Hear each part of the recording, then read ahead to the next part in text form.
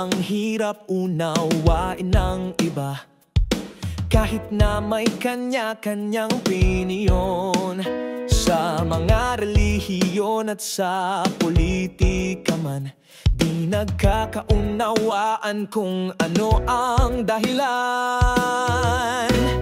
Bakit di tayo magkaisa sa hangarin na maganda? Hindi natin kailangan ng pamumulitika.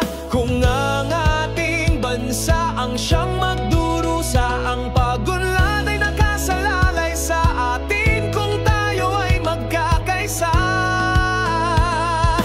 at maging isa sa layunin para sa bansa.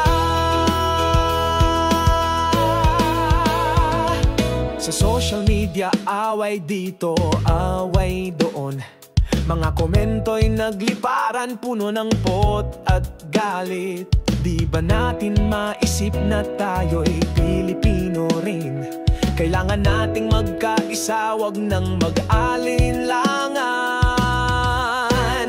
Bakit di tayo magkaisa sa hangarin na maganda? Hindi natin kailangan ng pamumulitika. Kung ang ating bansa ang siyang magdurusa, ang pagunlad ay nakasalalay sa atin kung tayo ay magkakaisa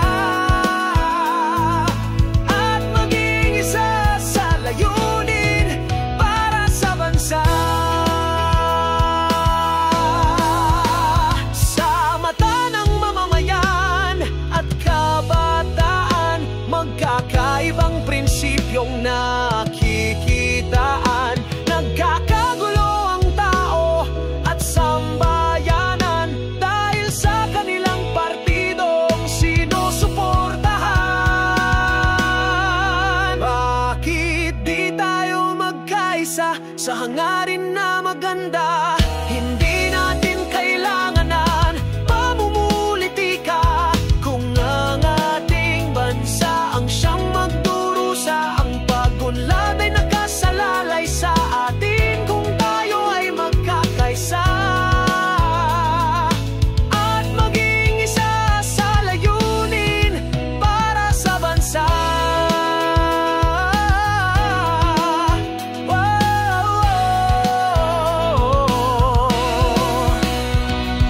Magkaisa, magkaisa para sa bayan natin. Sama-sama nating itaguyod ang kaunlaran. Pagkakaisa ang susi, wag nating